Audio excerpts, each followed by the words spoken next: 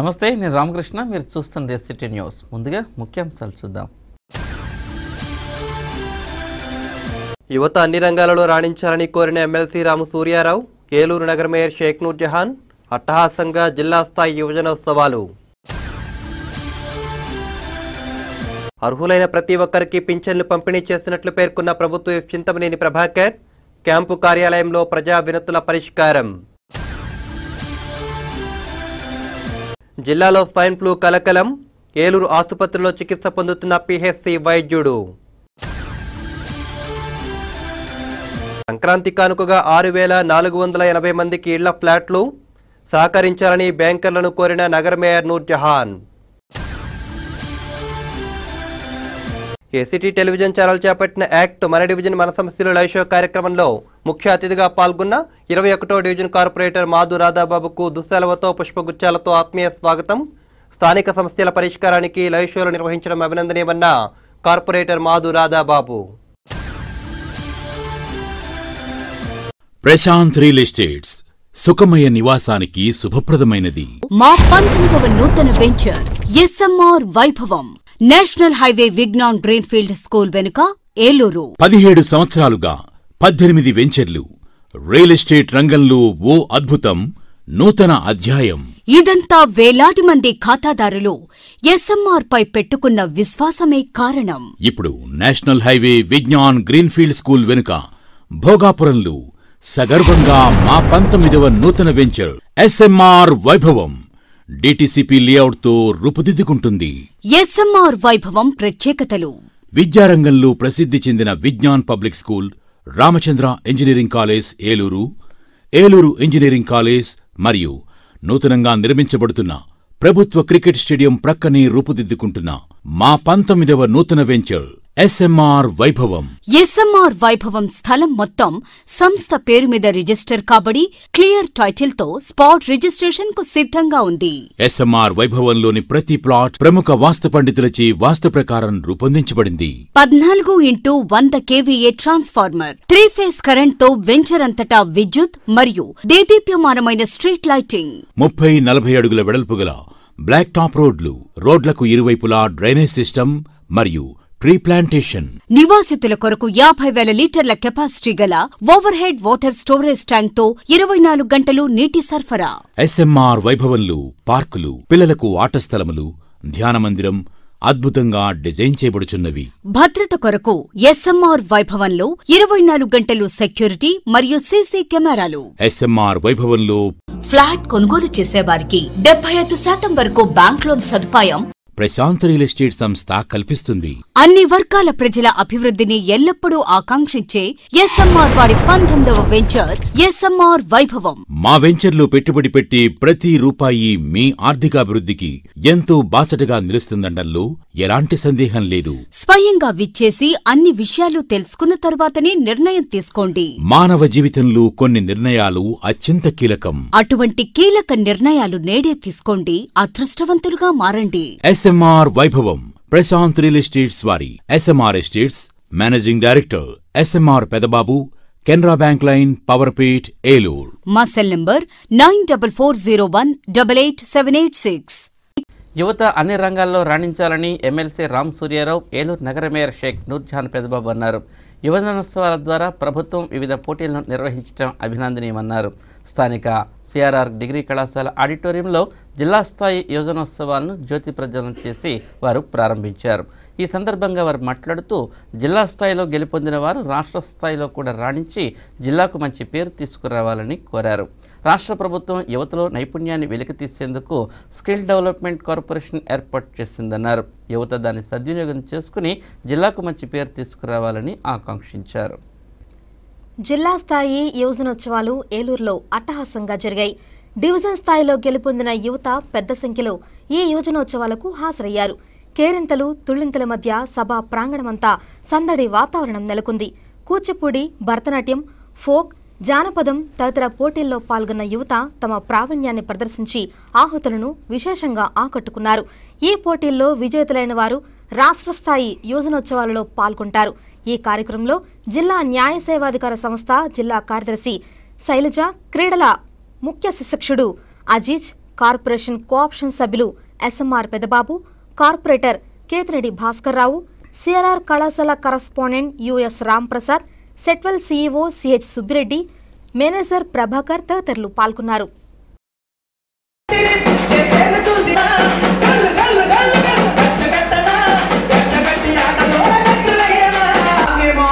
Doctor BR Ambedkar ని, జ్యోతిరావు పూలే లాంటి వాడిని ఆదర్శంగా తీసుకుంటాం.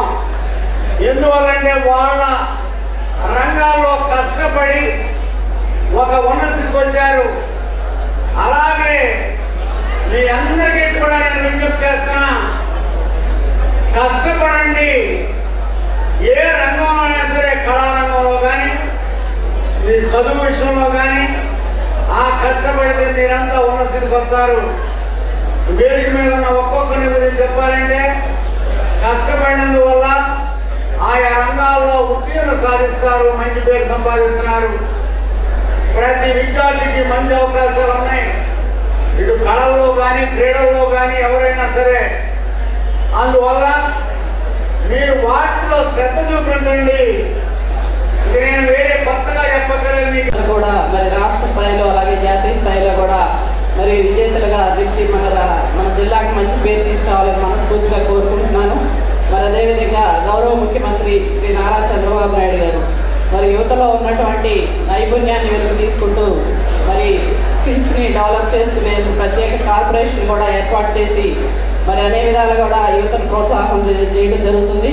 మరి అదేవిధంగా డ్వాక్రా గ్రూపుల మాదిరిగానే మరి మరి యువత సంఘాలను కూడా ఏర్పాటు చేసి మరి ప్రత్యేకంగా అన్ని విధాలు కూడా ప్రోత్సాహం చేసి ప్రతి జిల్లాకి కూడా మరి 1000 యూనిట్లని సెలెక్షన్ చేసి ప్రతి యూనిట్కి కూడా ₹1,00,000 మరి సబ్సిడీని కూడా అందించి ప్రోత్సాహం జరుగుతుంది. దెందులూరు నియోజకవర్గ పరిధిలో అర్హులైన ప్రతి ఒక్కరికి పింఛన్లు అందించినట్లు ప్రభుత్వ విప్ దెందులూరు ఎమ్మెల్యే చింతనేని ప్రభాకర్ చెప్పారు. దుగ్గిరాల్లోని విప్ క్యాంపు కార్యాలయంలో ఏలూరు మండలం గుడివాకలంక, ప్రతికొళ్లలంక గ్రామాలకు చెందిన కార్యకర్తలు చింతనేని కలుసుకుని తమ సమస్యలను వివరించారు. దెందులూరు నియోజకవర్గంలో అర్హత ఉన్న ప్రతి ఒక్కరికి ప్రభుత్వ పరంగా ఏదో ఒక సాయం అందించినట్లు రాష్ట్ర ప్రభుత్వ విప్ చింతనేని ప్రభాకర్ తెలిపారు. అర్హత ఉన్న ఇంకా ఎవరైనా పెన్షన్ పొందాల్సి ఉంటే తన దృష్టికి తీసుకువస్తే తక్షణం పెన్షన్ అందే విధంగా చర్యలు తీసుకుంటానని అన్నారు. అనంతరం గుడివాకలంక సొసైటీ అధ్యక్షుడిగా ఎన్నికైన బలే విష్ణును ప్రభాకర్ అభినందించారు. ఈ కార్యక్రమంలో గుడివాకలంక మాజీ సర్పంచ్ ఘంటసాల లక్ష్మీకుమారి, ఎంపీపీ వెంకటరమణ, ఆసుపత్రి చైర్మన్ ఏడుకొండలు, ఘంటసాల మహాలక్ష్మీరాజు, సుబ్రహ్మణ్యం తదితరులు పాల్గొన్నారు.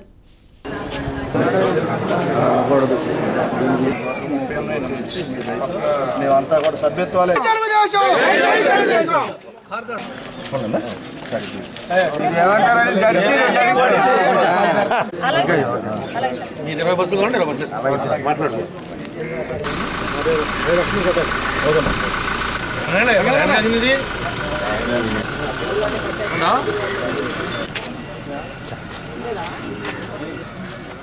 $311 మందికి కొత్తగా పెన్షన్లు మంజూరైనాయి.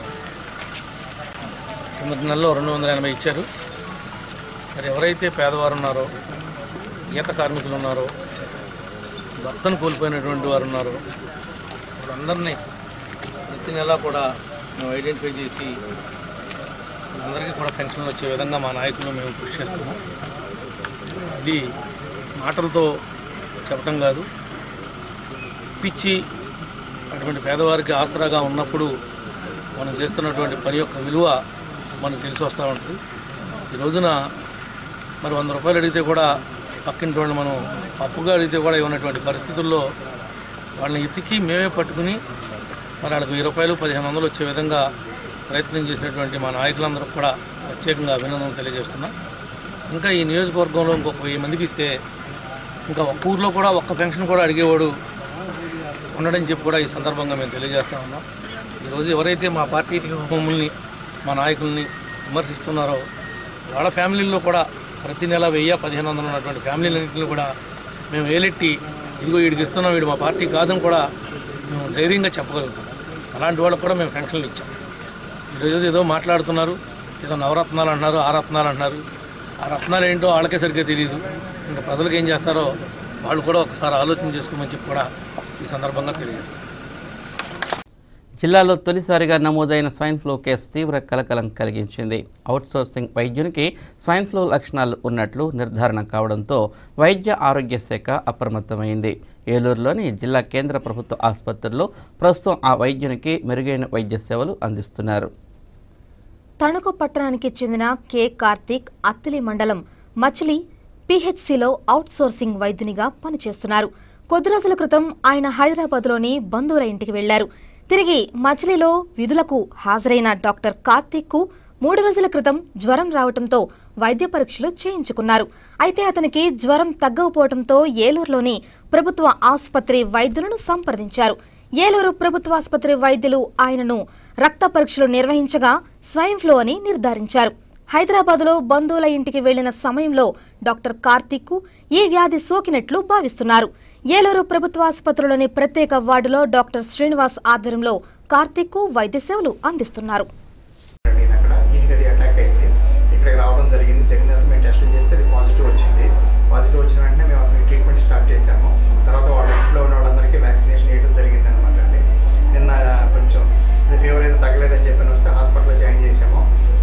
స్టేబుల్గానే ఉన్నాడు. మనం అంత కంగారు పడాల్సిన ఏం లేదు. 100% రికవరీ వస్తుంది. తర్వాత మా స్టాఫ్ కూడా వ్యాక్సినేషన్ ఇవ్వడం జరిగింది అనమాట అండి. ఐసోలేషన్ వార్డు కూడా మేము సపరేట్గా పెట్టాం, స్వైన్ ఫ్లూ వార్డు. అందులో డ్రగ్స్ అన్ని మా దగ్గర ఉన్నాయి. వ్యాక్సిన్ కూడా సప్లై ఉందన్నమాట అంటే అది డిఎంఎల్హెచ్ఓ గారికి కాంటాక్ట్ చేస్తే మీరు వ్యాక్సినేషన్ గురించి చెప్తారు. ఆ స్టాఫ్ అందరికి మాత్రం అతనితో కాంటాక్ట్ ఉండే స్టాఫ్ అందరికీ వ్యాక్సినేషన్ వేయడం జరిగింది అనమాట అండి. పేషెంట్ గురించి అయితే కంగారు పడాల్సిన ఏం లేదు. ఇప్పటి వరకు మన వెస్ట్ గోదావరి డిస్ట్రిక్ట్లో ఒక కేసే నమోదైంది. 120 టెస్టులు చేశాము. అందులో ఒక కేసు ఈ డాక్టర్ గారు కార్తీక్ గారికి మాత్రం ఒకటే పాజిటివ్ వచ్చింది.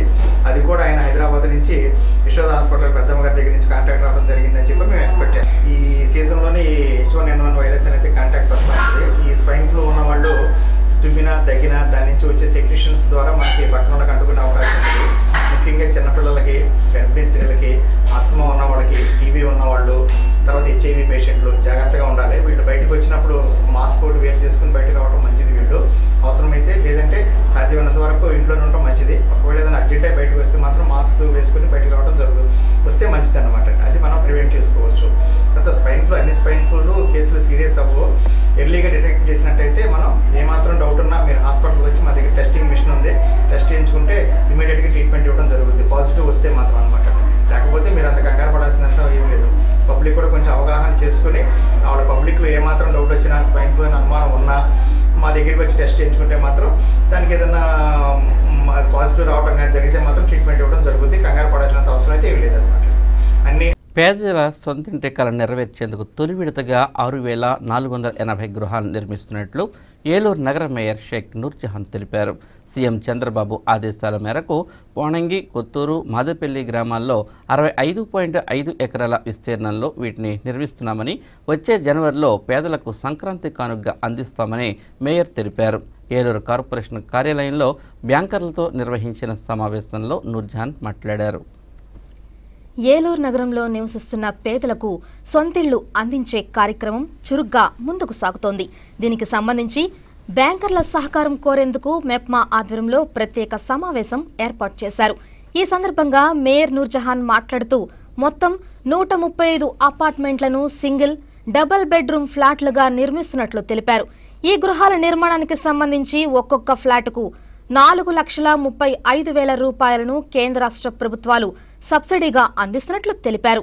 ఈ కార్యక్రమంలో నగర కమిషనర్ ఏ మోహన్ రావు, మెప్మా పీడీ ప్రవీణ్, కోఆప్షన్ సభ్యులు SMR పెదబాబు, మాజీ డిప్యూటీ మేయర్ చోడే వెంకటరత్నం, పలువురు కార్పొరేటర్లు, వివిధ బ్యాంకుల మేనేజర్లు పాల్గొన్నారు. మరి లబ్ధిదారులకి రుణాలు మంజూరు చేయాలని చెప్పేసి కోరడం జరుగుతుంది. మరి ఇదివరకు లబ్ధిదారులు కూడా చాలా అవగాహన లోపం ఉండి తీసుకున్నటువంటి రుణాలను కూడా సక్రమంగా చెల్లించేవారు కాదు. మరి దానికి కొత్తగా రుణాలు ఇవ్వడానికి కూడా ముందుకు వచ్చేవారు కాదు. మరి ఇప్పుడు పూర్తిగా అవగాహన పెంచుకొని బ్యాంకర్స్ని ఏ విధంగా బ్యాంకుని ఏ విధంగా ఉపయోగించుకుంటే అభివృద్ధి చెందుతారనే ఉద్దేశంతో ప్రజలు కూడా పూర్తిగా అవగాహనతో ఉన్నారు. మేము అధికారంలోకి వచ్చిన తర్వాత గౌరవ అన్ని విధాలు కూడా అవగాహన కార్యక్రమాలు ఏర్పాటు చేయడం కానివ్వండి, ఎంతో మంది వేలాది మందికి రుణాలు అందించారు. బ్యాంకర్స్ కూడా ఎంతో సహకారాన్ని అందించడం జరిగింది. డోక్రా గ్రూపులకు కూడా 100 కోట్ల పైగా వడ్డీ లేని రుణాలు అందించడం జరిగింది. ఇవన్నీ కూడా దృష్టిలో పెట్టుకొని మరి బ్యాంకర్స్ సహకారం అందించాలని మనస్ఫూర్తిగా కోరుకుంటున్నాను. మరి వారు కూడా తీసుకున్నటువంటి రుణాలని మరి వివిధ సులభ వాయిదా పద్ధతుల్లో మరి చెల్లించే విధంగా ప్రభుత్వం తరఫు నుంచి మేము కూడా పూర్తి బాధ్యత తీసుకుంటామని చెప్పి తెలియజేసుకుంటాం. Thank you. ముందుంటుంది. అలాగే భారతదేశంలో మరి అమృత్ పథకం కింద మున్సిపల్ శాఖకు ఆంధ్రప్రదేశ్లో మొదటి స్థానం దక్కింది. గ్రౌండ్ ఫ్లోర్లో ఇవ్వడానికి మరి ఏర్పాటు చేసుకోవడం జరిగింది.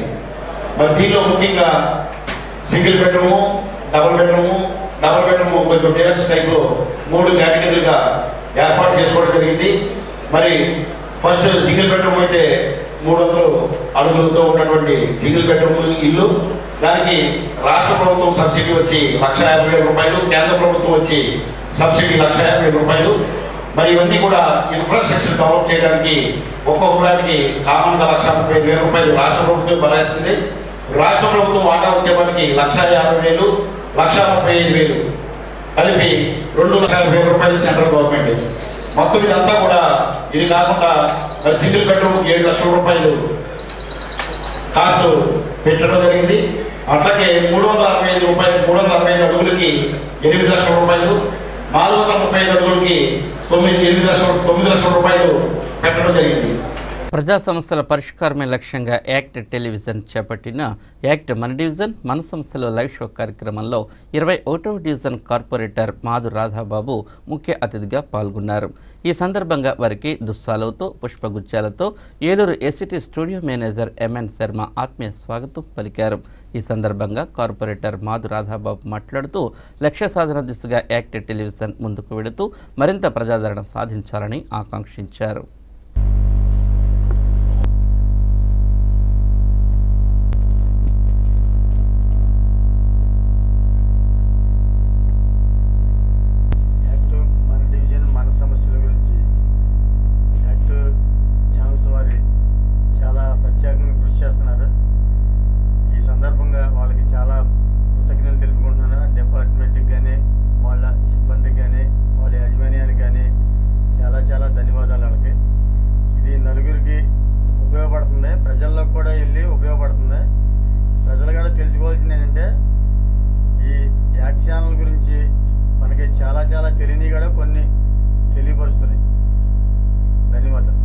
ప్రజా సమస్యల పరిష్కారానికి తమ పార్టీ పెద్దపీట వేస్తుందని వైకాపా జిల్లా అధ్యక్షులు ఎమ్మెల్సీ ఆళ్లనాని పేర్కొన్నారు.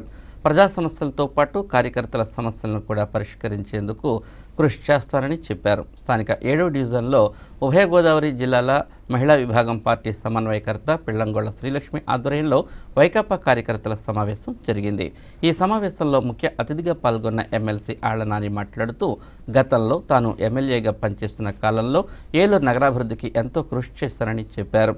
రానున్న ఎన్నికల్లో తనకు మరొక అవకాశం ఇస్తే భవిష్యత్తులో నగరాన్ని మరింత అభివృద్ధి చేస్తామని చెప్పారు. ఈ సందర్భంగా పార్టీలో చేరిన పలువురుకు ఆయన పార్టీ కొండువలు కప్పి స్వాగతం పలికారు. కార్యక్రమంలో వైకాపా నాయకులు మరడాని రంగారావు, బొద్దాని శ్రీనివాస్, పటగర్ల రామ్మోహన్ రావు, గుడిదేశ శ్రీనివాసరావు, నీరస చిరంజీవులు, మున్నల జాన్ గురునాథ్ తదితరులు పాల్గొన్నారు.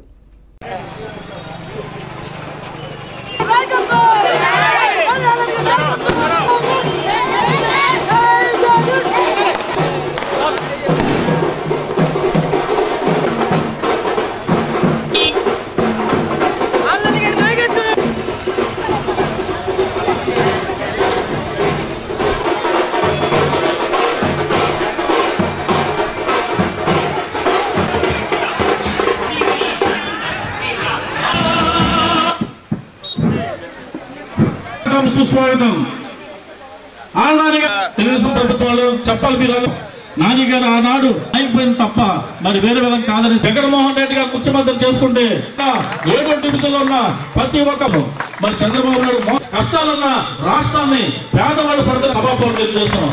ఈనాడు మంత్రివర్గంగా ప్రమాణ స్వీకారం చేసిన మనుష్య ఇప్పుడు శాసనలో సూర్యకాంతిని మబ్బులు దాస్తే దీక్షతో మన పార్టీ పట్ల ఎంతో మంది ఆకర్షితులవుతున్నారు. సిద్ధంగా ఉన్న ప్రతి ఒక్కరు కూడా జై జగన్ ఆంధ్రానికి నాయకత్వం. మంత్రి అయిన వెంటనే మన ప్రాంతాల్లో ఉన్నటువంటి ముఖ్యంగా తాగునీటి సమస్యకి సంబంధించి మనం ఏ విధంగా పరిష్కారం చేసుకున్నామో మీకు అందరికీ కూడా తెలుసు. ఒక పెద్ద రిజర్వాయర్ ని, వాటర్ ట్యాంక్ ని ఆ రోజు చాటపార్ రోడ్ లో మనం కట్టుకుంటం ద్వారా ఈ రోజు ఎంత నడి వేసవైనా సరే ఎక్కడా కూడా మన ప్రాంతంలో తాగునీటి సమస్య రాకుండా ఉంది అంటే ఆనాడు మనం కట్టుకున్నటువంటి ఆ వాటర్ ట్యాంక్ అనే విషయాన్ని నేను మీకు గుర్తు చేస్తా ఉన్నా. ఆ తర్వాత వచ్చినటువంటి పథకాలన్నీ కూడా మీకు తెలుసు. ఆనాడు ఇందాక మన పెద్దలు మరడన్ రంగారావు గారు కూడా చెప్పడం జరిగింది. మీకు కూడా తెలుసు, మన 7వ డివిజన్లోనే ఆనాడు 50-60 రేషన్ కార్డులు ఉంటే మన 7వ డివిజన్లో సుమారు 600-700 మందికి రేషన్ కార్డులు ఇచ్చుకున్నటువంటి ఘనత మన రాజశేఖర రెడ్డి గారికి కాదా అని చెప్పి నేను మిమ్మల్ని అందరినీ కూడా అడుగుతా ఉన్నా. కార్డులు లేవు, అది ప్రతి ఒక్క ఇంటికి వచ్చి ఆనాడు నాన్నగారు ఇక్కడే సమావేశాలు ఏర్పాటు చేసి మరి మహిళా సోదరులకు అందరూ కూడా ఏర్పాటు చేయడం జరిగింది. మరి ఈ రోజున మరి ఇక్కడికి వస్తున్నారు, ఎమ్మెల్యేలు వస్తున్నారు, కార్పొరేటర్లు వస్తున్నారు, మీటింగ్లు పెడుతున్నారు తప్ప కనీసం ఒక రేషన్ కార్డు కూడా ఇవ్వలేని దౌర్భాగ్యమైన పరిస్థితి మరి తెలుగుదేశం ప్రభుత్వం చేస్తుందంటే ఒకసారి ఆలోచించండి. ప్రతి డివిజన్ కి కూడా వచ్చి మీ ఆశీర్వాదంతో తన కార్యక్రమాలు ప్రారంభించాలన్న ఉద్దేశంతో మన ఈ డివిజన్ కి వచ్చారు. మరి నాని గారికి ఆశీర్వాదాలు అందించడానికి వచ్చిన మహిళా మనులందరికీ కూడా నేను తల వంచి నమస్కరిస్తా ఉన్నాను. మీ ఆదరాభిమానాలు మన వైఎస్ఆర్ కాంగ్రెస్ పార్టీ పట్ల, వాళ్ళ నాని గారి పట్ల, మన పార్టీ నాయకులందరి పట్ల కూడా ఇలాగే కొనసాగాలని కోరుకుంటూ ఈ రోజున్న రాజకీయ ఇప్పుడు చిన్న విరామం తీసుకుందాం.